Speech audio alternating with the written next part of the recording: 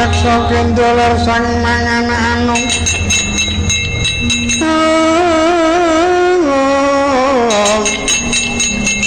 Nitra kadulir surya kembar tutuk pindha lenging guthaka mawa sindung yen lumaku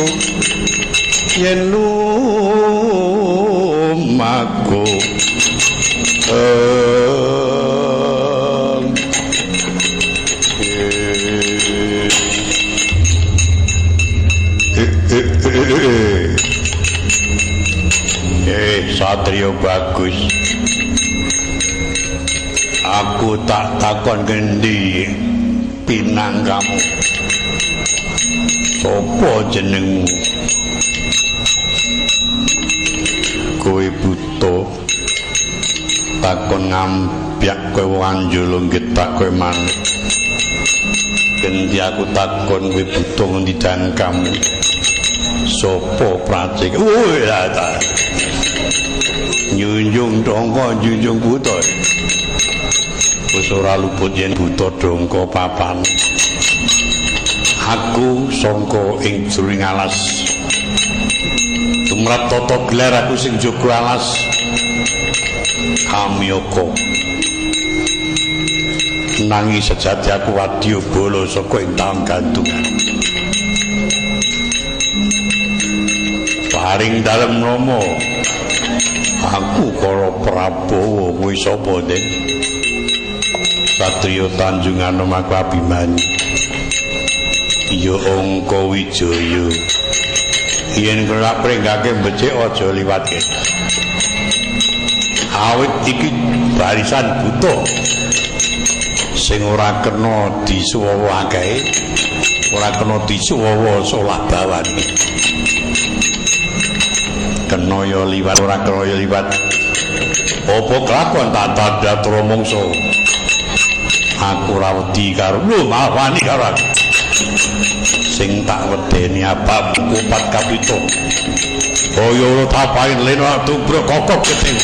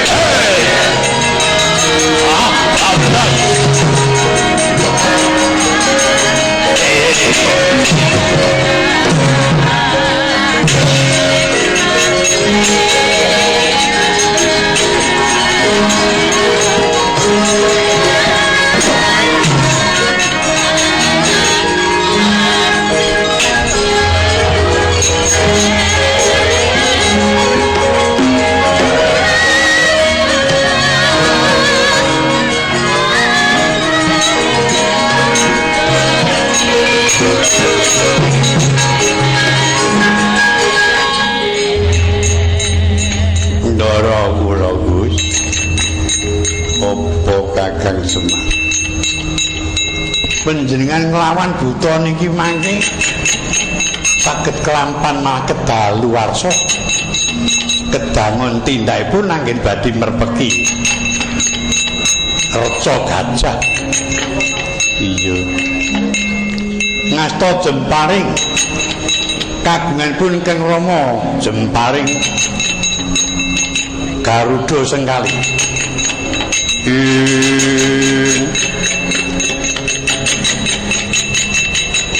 Nektra kator lesana tunggal candrané sangat bagus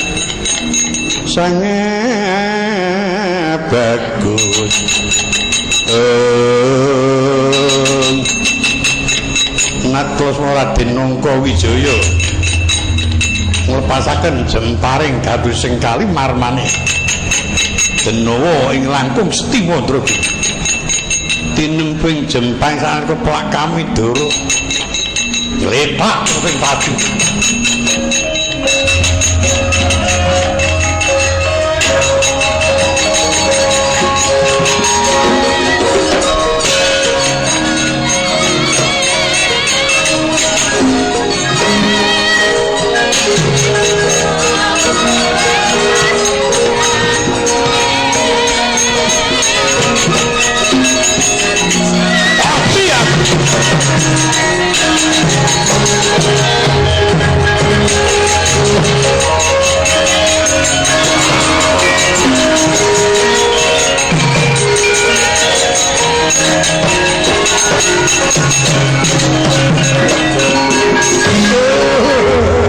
kakangku mati aja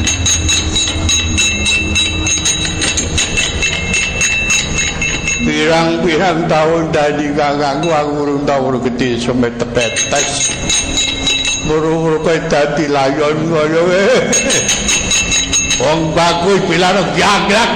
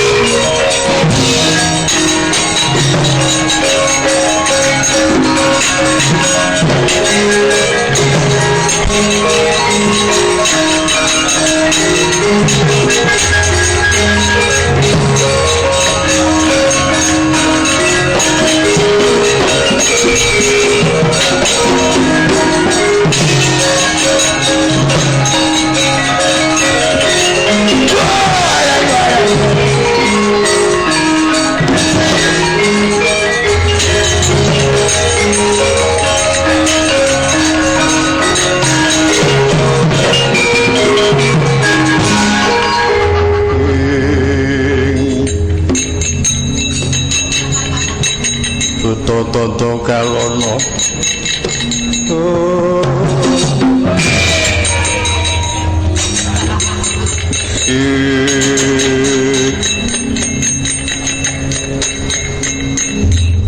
satria bagus kancaku dadi Banten pirang-pirang padha gumletak jenengmu sapa? Nangka Wijaya. Wah budhek iki. Aku ki takon karo kowe jenengmu sapa? Abimanyu. Aduh. Atur apik-apik kok ora krungu.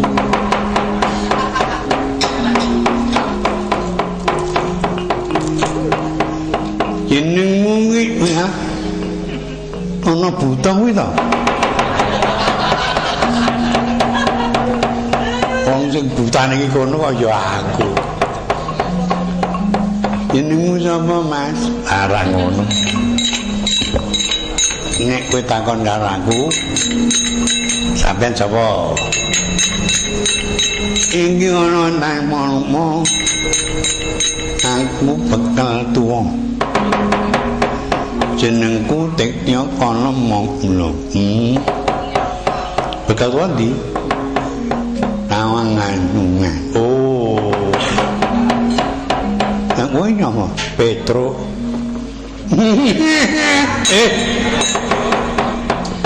Jeneng kok Saru. Wong ngono kok jenenge kok elek. Petruk kantong bolong dengkul mlecet. Ing bolong apa? Iki jenenge Petruk kantong bolong.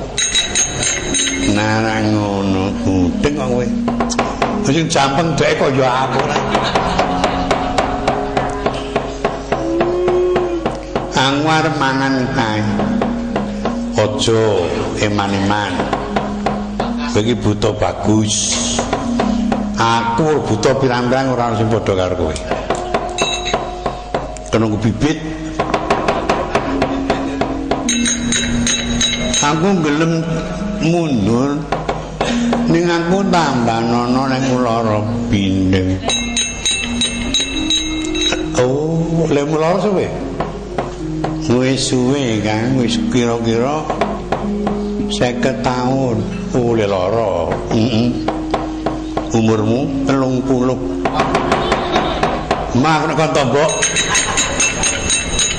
Le lara 50 kok umur akeh 30.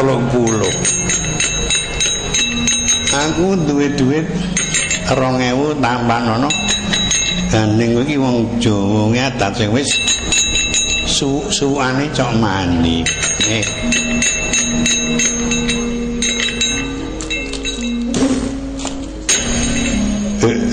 Matur nuwun Mas. Aku iso waras njaluk pamit aku tak bali. Kaya ngopo bukae anak bojoku aku ora bindeng.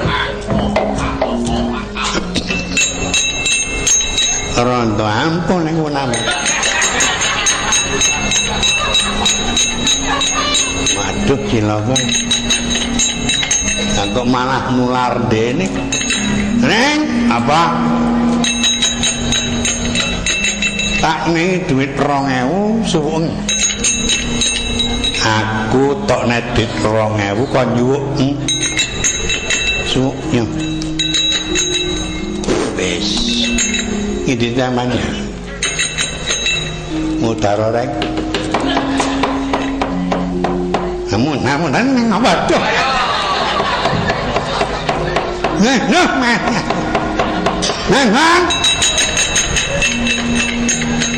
Bagian apa? Aku ki arep pilek kaplu. Iki duwe 2000 suwen aku citangku tak nedhe 2000.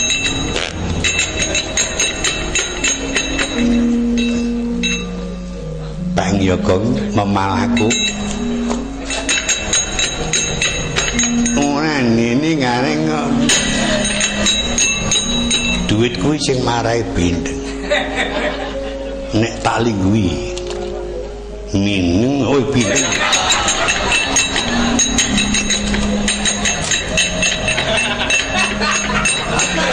Sura Mroto Jaya Mroto. Iki duwite sapa? Kagungane Dahar juga ora wani wong kagungane Ndara kok. Raiman. Ayo meh.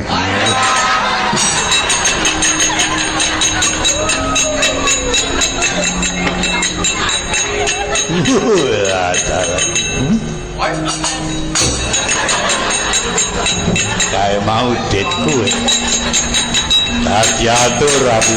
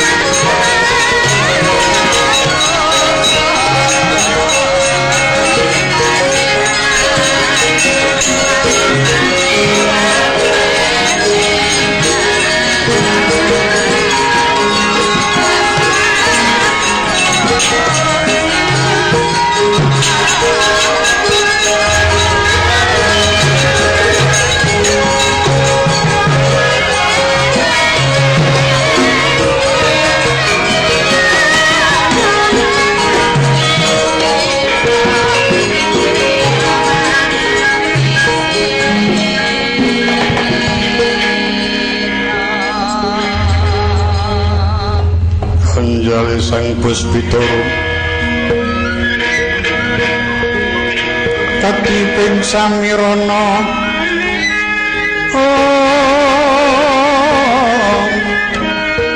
katiping samirana amrit kang daning sekar gadung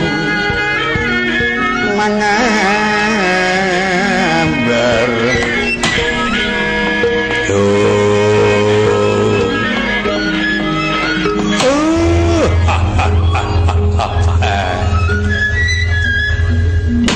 Dara apa Kakang panjenengan daratur kula saged nyirnaken para dubliksa lega rasa manang kula suwi Gus lajeng dipun estokaken ngendikanipun Kang Hyang Begawan Abiyasa Kakang Semaryu genti ingkang winursita kocapuk natra semono kang nembe lumaksana datan kaeksi genti kang kacandra adiging kayangan Undarandir Bawana Sang Hyang Padurang kang kepareng nimbali satemah imbal wacana marang ing wayah Kiwah Petruk kantong Borong Sugrawagari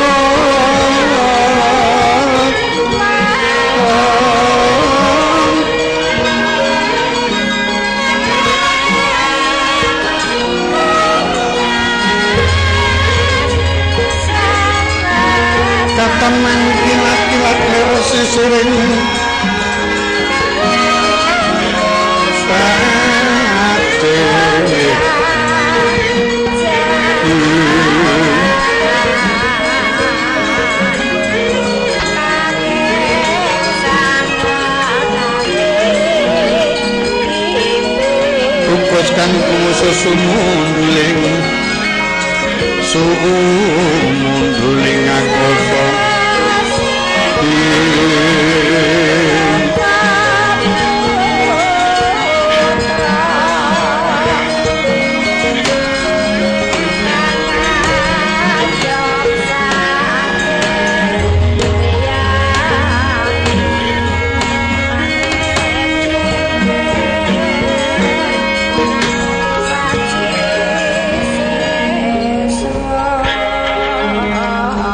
ing kayangan Mundandir Bawana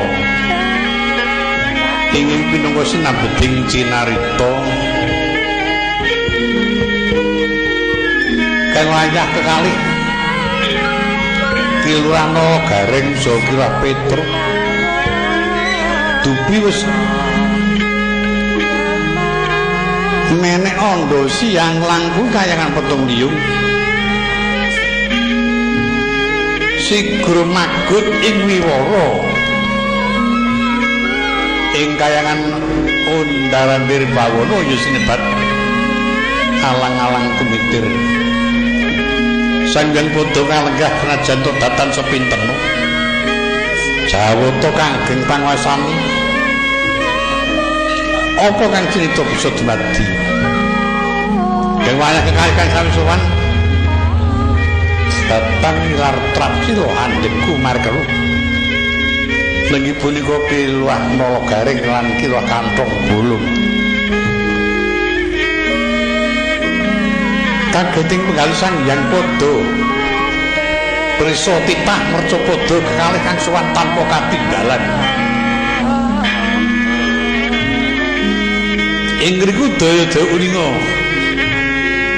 gatining pisuwanipun nala garing lan kiluah kantong bolong ing kono arsa rumeng daya dangu marang kekalih kepareng Luci Tendriya kang kawijing lati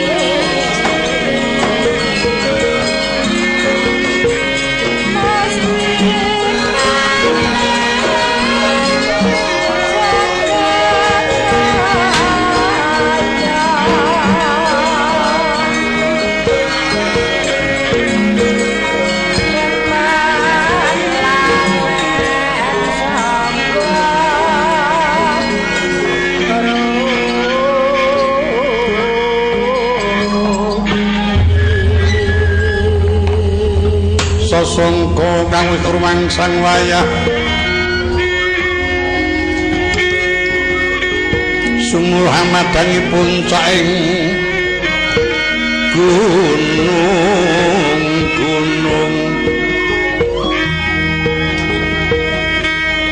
sirna kumedhaping Kartika kasurtani wangya pratangga pati katon was gagat rahina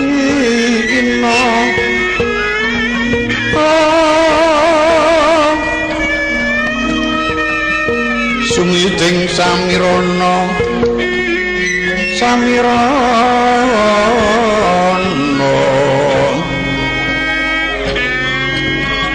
ambaper kekondo kang arum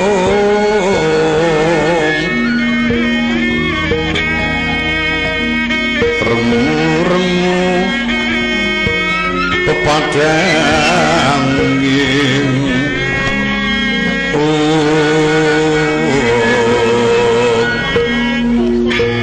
Bukilo kang nyutet timbangan mungging panging wersagung binarum swani manuk Sri Gunting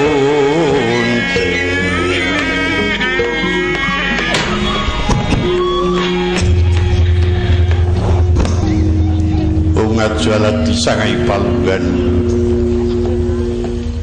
nolo garing soho Petruk ingkang sowan padha kanthi raharja kula nuwun nampi pangestunipun Eyang Pukulun manggih widodha sowan kula sembah pabekti kula kunjuk kulun iya kulun tampa pangestulun tampanana kula pundi wonten mestaka semanten ugi kula Pukulun nampi pangestulun Pukulun manggih raharja sembah bekti kula kunjuk ya Petruk kulun trima pangestulun tampanana sanget kula pundi kulun kang kuwi sapa ya kuwi Sang Hyang Wenang uga ming cilik iya karang yus diwane panjenengan semono kuwi nah aja ngantek kleru kuwi gek tuyul udu tuyul kok nggone dhewe kene ra ana tuyul goblok apa nol garis bari piye lek arep maturi matura tong ngaten Pukulun istunipun kula kekalih sowan sepisan ngaturaken kalepatan karana kula titah swantah yang kekalih swantan kok katimbalet mbok menawi wonten lepat anggen kula sowan langkung-langkung atur kula yang kekalih mboten saged nuju krana penggalih kula nyadung deduga kulun ora dadi apa estunipun tiyang kekalih menika badhe nyuwun pirsa sampun dang langgeng pamraya bumi badhe kepengin ngertos estunipun bapak kula menika sinten kulun kita bakal mengerti Sudarma kita nggih ning ampun Semar yen kakekne Semar bendina kula pun nyanding terang sanes iya Kang ya dudu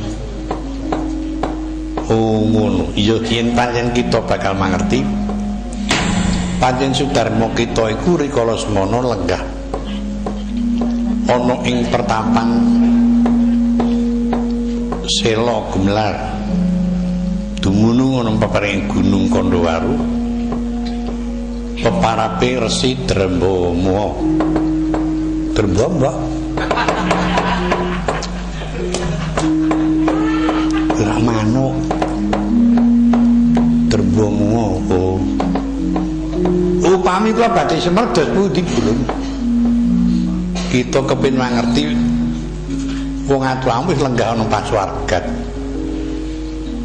nggih pokokipun mboten kita sekedap daturi tindak mriki senajan sampun wonten pasuwargan ngaten mangke lega ora sumana kula ya coba mengko tak timbalane tunggulen sawetara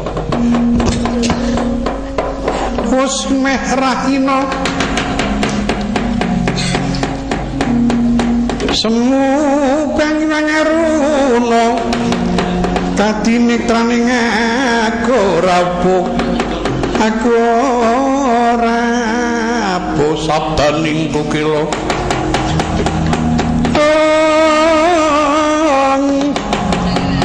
engkani guru saketer kini dungane air wusing pini panca bebetoke ngayam wono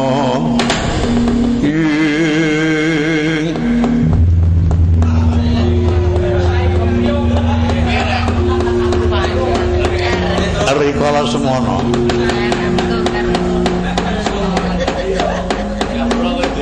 kirwahna Gareng Sokila Petro arsa nyuwun prisa masudarmanipun musul Sang Hyang Wenang senajan to iku dewa diding kuwasa nanging bisa nimbali marang titah kang lenggah ing paswargan ana kumapindo gedhaing tatik sinaran swara kang gumbaludhuh yitmanipun Resi Darbama sigra wedhak saka paswargan bertek-bertek abduh wonten menapa kula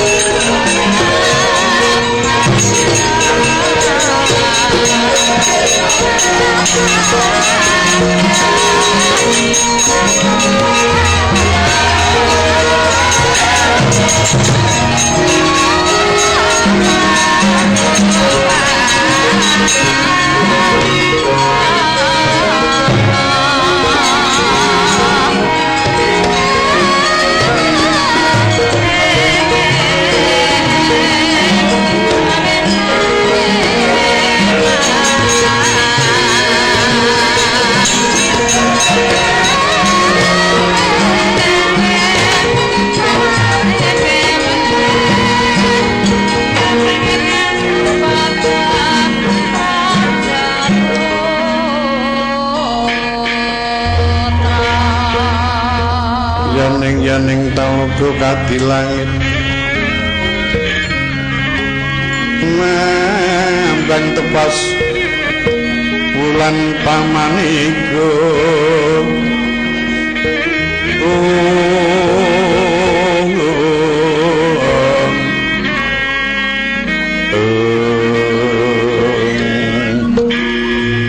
Lintang daya kusuma yono sumawur lumrang katikan jolodo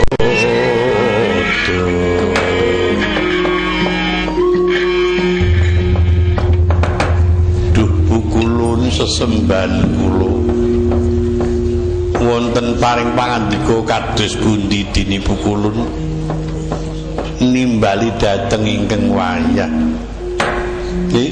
Resi Darbama nuwun wonten paring pangandika kula aja kaget rasaning pamikir kita awit kita ulun timbali swarana ngarsa ulun sumurupa yen wektu dina iki kita diupaya sinten ingkang upaya dhateng ingkang wayah kumawani langsung ngedaken dhateng iwah saking paswargan putra kita sekarone lho anak kula iya coba titi priksanen putramu ingkang padha goleki wong atuwane Darbama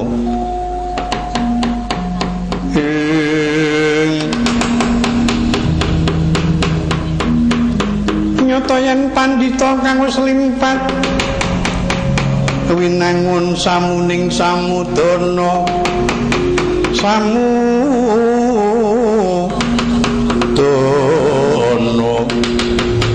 mengguliring kasarjanan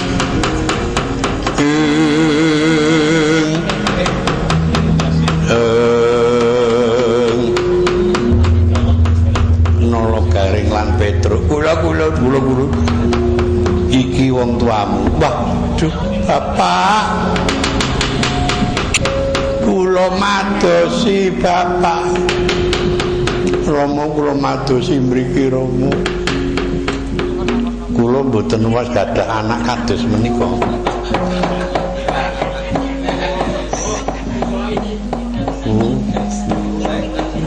Ora ditampa. Cilaka iki awake dhewe. Ruwin anak-anak kowe bagus-bagus gulu. Sekarang wis tuwa e. Nek biyen yo ganteng saiki karang ngompong ya.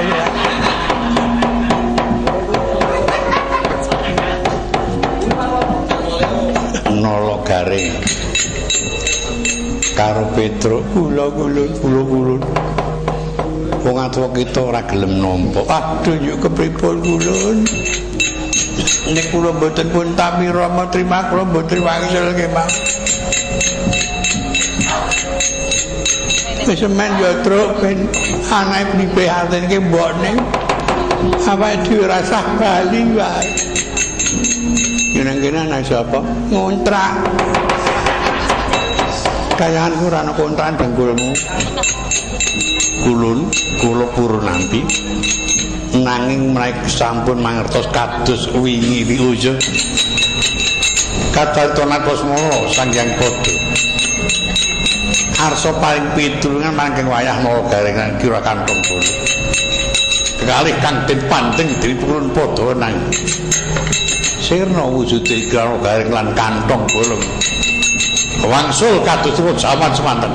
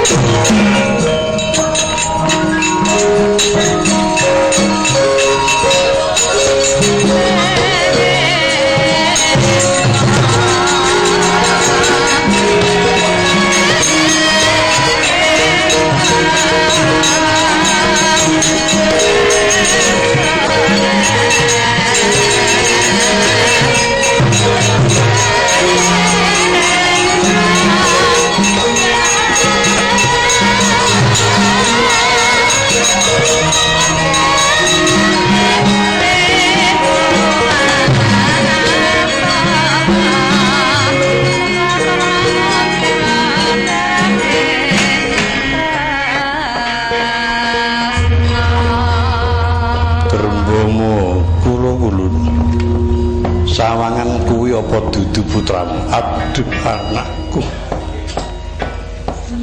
Inggih menika yuga kula pun Becur kalian Marcukilah. Nggih tak tampa kuwi anakku Becur lan Marcukilah. Rama kersa nampi kula. Iya. Wah, syukur. Lek kula madosi sprika-spriki nembe menika pinanggih Rama lajeng mboten kersa nampi lek kula mikir pembina kuwi anak lembu peteng wae. Malah sing ora-ora. Rumiyin nami kula sinten? Jaman semono kowe kuwi arane Marcukilah nadimu kuwi Becur. Dadi tuwa Becur tenimbang kowe. Oh, inggih kengetan lho. Jane tuwa kowe lho aku kuwi janjane. Larak nang pasmon wis kena dicuwaca to. Sing metu dhisik dhewe iki mesti sing tuwa. Ngendi ana gara-gara kok garing metu dhisik ora ana. Nah, nang kono kuwi pasmone nek Petruk ki janjane luwih tuwa. Arek mergo dinggo tuwa kowe jalan Kiai Semar zaman ngalake awake dhewe dik jaman tok tunggu jagung. Dinggo tuwa mergo dadi anake dhisik kowe. Ning gane kepatuh ya kudu dadi kakakku. Terus pundi Rama? Ya wis ora dadi apa mapan kuwi sing ngegulang lan ingkang paring marang kanikmatan kanugrahan piwulang Semar Badranaya.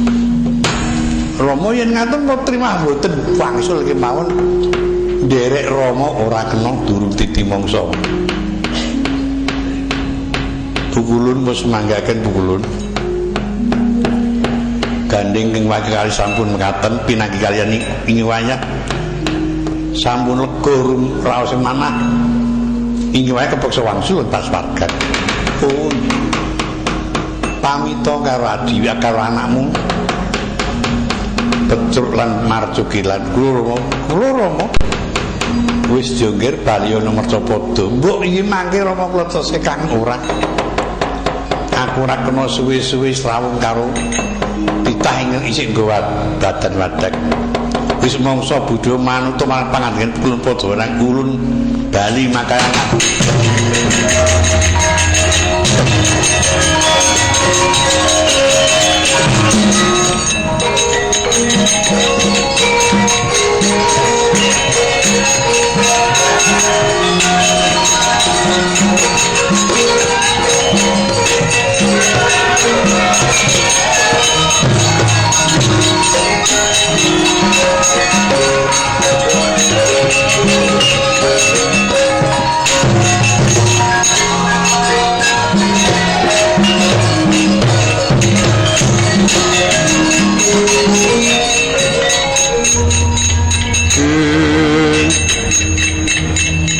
Dewa nuntun prangkasang saya sinawang saking Mandrawa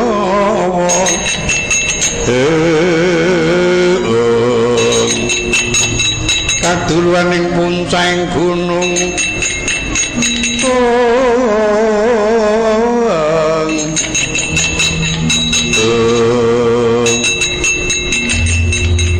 Becruk Marjukilan jeneng kita saiki diwalik dadi tuwa garing meneh Marjukilan lan Becruk meduna ana Mercapada. Anggen kula badhe srawung kalian bapak kula Mercapada wis kita tupa lelana ana Mercapada kita ngaku jeneng Sukmalana niki mengko yen panjen mengkono banjur kita topo ngrami ana tengah alas. Mbok menawa iku kena kanggo lantaran kita bakal ketemu marang sedulurmu lan ketemu karo wong tuamu. Nyuwun tambah pangestu kula. Nyuwun tambah pangestu.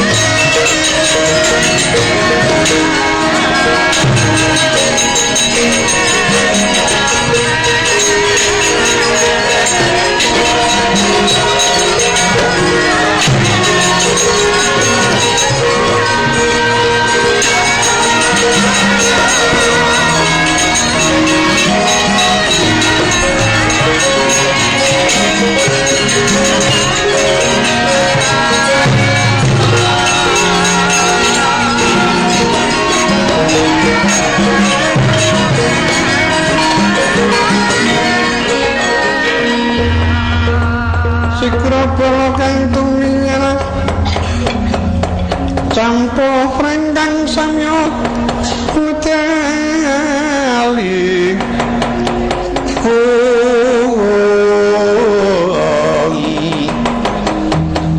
kertatet wirteng kotor danyanggung manguncang nidim benjang sangat cimicil Latinyo metali wuwus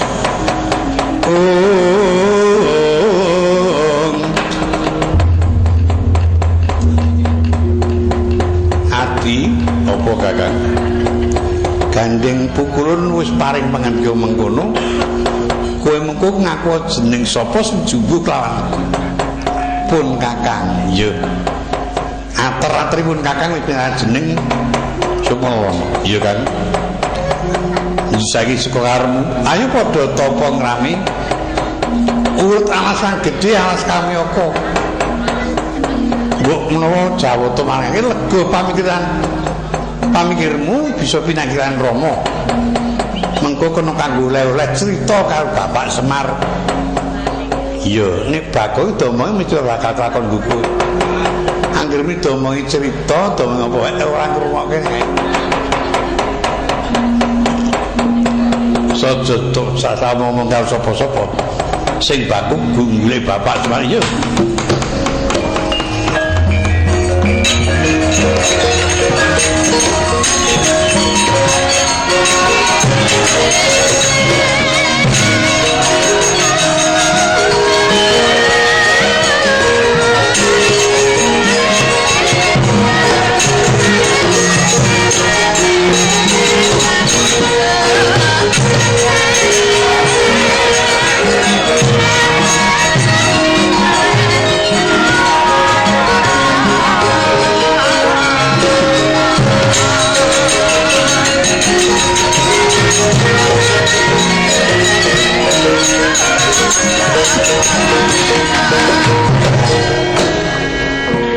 Ucap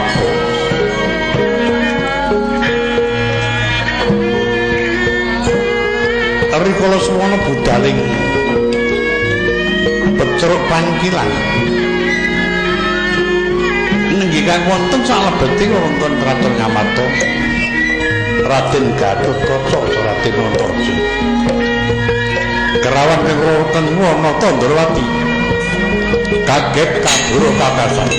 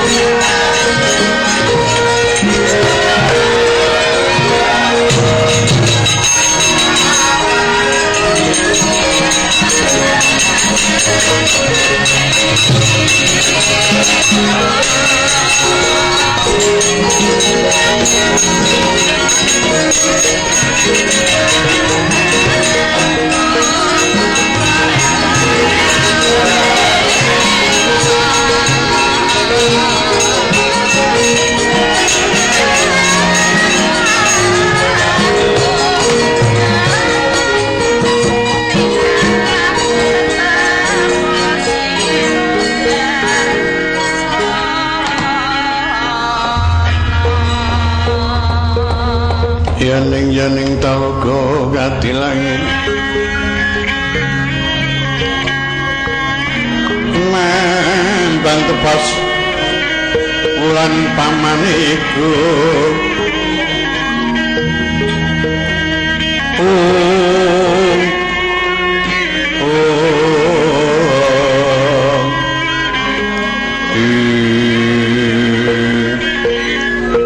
Intang daya kusemoyono sumawur lumrang dadi kang jolodo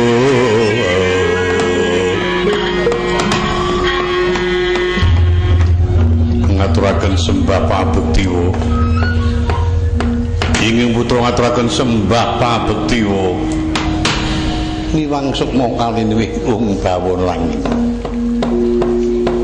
Gatotkaca lan Antarja tak tampa sungkemmu marang wong tuwa.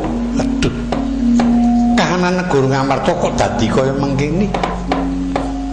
Ngaturaken ketiwasan bilih para pepunden kula murca dereng wonten pawarta ingin cetha wonten pundi anggenipun lenggah. Duh Prabu yen kadung mekaten kawontenipun ingkang putra boten kiyat dangu-dangu wonten Mercapada. Kula kepengin enggal tumunten Sera Margala. Lho aja kaya bocah cilik. Dudu antahe satriya Antarja. Senajan to kaya ngapa petengi jagatmu, kaya ngapa ribeting nalarmu. Ning kudu nganggo cara budidaya jer kabeh para manungsa iku kapurba marang Kang Maha Kuwasa. Nyuwun marang Kang Murba Dumadi muga diparingon pepadang. Nyuwun marang Kang Nyipta jagat saisine muga diparing luar saka panyandanging para Pandhawa. Mbah yen mekaten pikantuk derek Prabu lajeng kados pundi? Ingin kedah kula lampahi kula kedah kados pundi, Bu? Sinayeng manglung mining Cakra Baskara umitir mijil saking asta mangeling ana tuaning puncahing gunung aning puncahing gunung Pancatnyana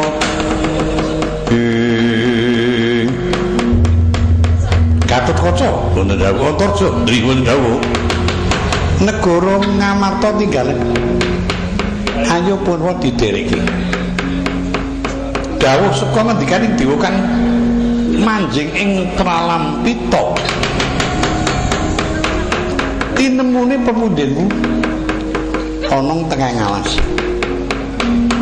wono pundi goleki ing alas Kamyaka mbok menawa kono wujuding reca watu ing kok gajah kuwi kang kena kanggo lantaran pinanggi marpa pundenmu yen ngaten supaya kula dhereaken wah yen ngaten monggo kula dhereaken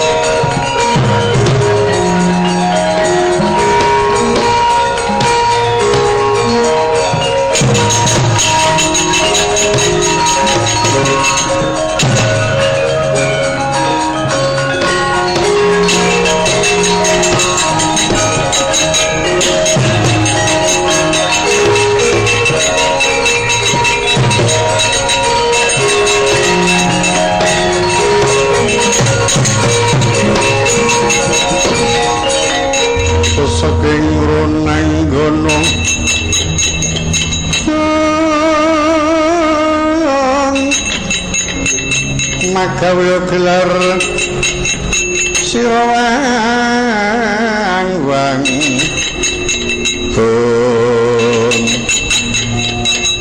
kutha Majura Jungkung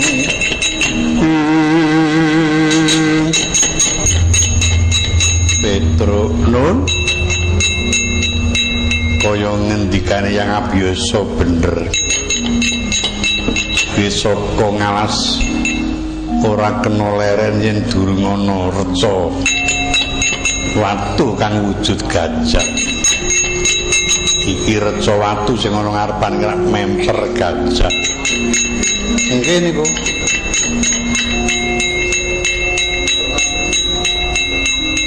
Gom aja turu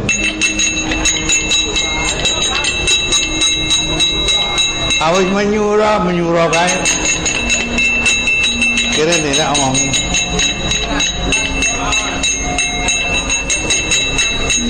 kae reca gajah kon go bali ora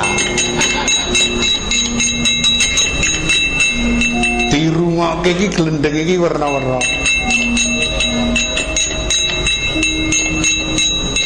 Dimas Werkudara apa mbar kakangku kepiye Dimas pun kakang lan Nadi besok kapan bisa bali duh Koko Prabu pecah ingkang rayi nyuwun pecah kemawon kula nyuwun pecah Koko Prabu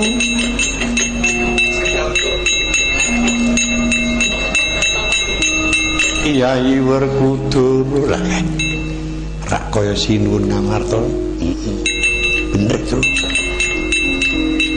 kepiye cara iso metu saka pepeteng iki Dimas angel tak jotosi iki ora pecah-pecah kae Dara Werkudara dos pundi Koko Prabu kento Janaka kae Koko Prabu kados pundi Koko Prabu kados pundi ayo Dara kemana